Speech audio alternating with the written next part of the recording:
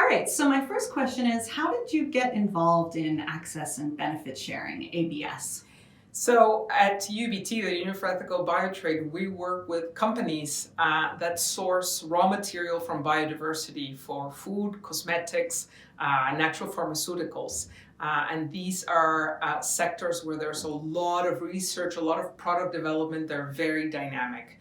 And one of the challenges that comes up is the issue of access and benefit sharing. Access and benefit sharing is a set of rules and principles around how companies use biodiversity for the research into new properties and applications of plants, animals, microorganisms. So my role at UEBT is really to see how I can work with those companies to make sure that they comply with all of the rules and the principles and ensure that these research and development activities contribute to people and biodiversity in the countries of origin. So, what are the typical range of activities that you work on? There's a wide range. We really try to support companies in different ways. So it may be, for instance, doing training, annual training for the researchers, for the people working in the lab, so that they understand what are the kind of checklist of issues that they need to consider in accepting new samples of plant material or extracts. It may be that I get a call that a company realizes that they didn't have the right permit in place on access and benefit sharing, and they cannot continue to source a raw material from a particular country.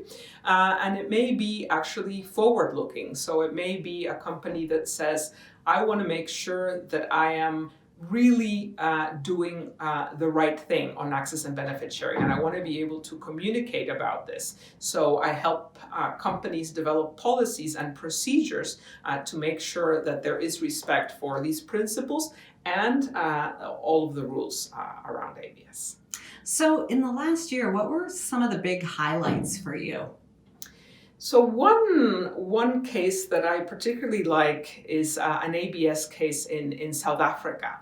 Now, South Africa has a very rich biodiversity and some endemic species, so plants that grow in South Africa and nowhere else. So there is a lot of interest in kind of seeing and smelling and incorporating these unique plant species in products.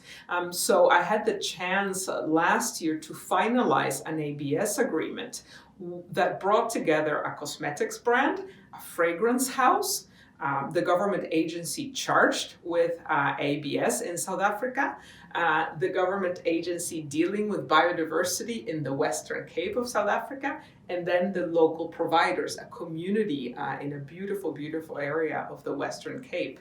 And what we had to try to find is an agreement that reflected the rights of the country and of the community over that very unique tree, and that also allowed the companies to put this scent into their product and really offer this wonderful product and the story around it to their consumers. So we finalized that last year, and very happy to see that the product is on the market and the benefits are flowing back to South Africa and its local communities. Great. Thank you for talking with us My today. pleasure.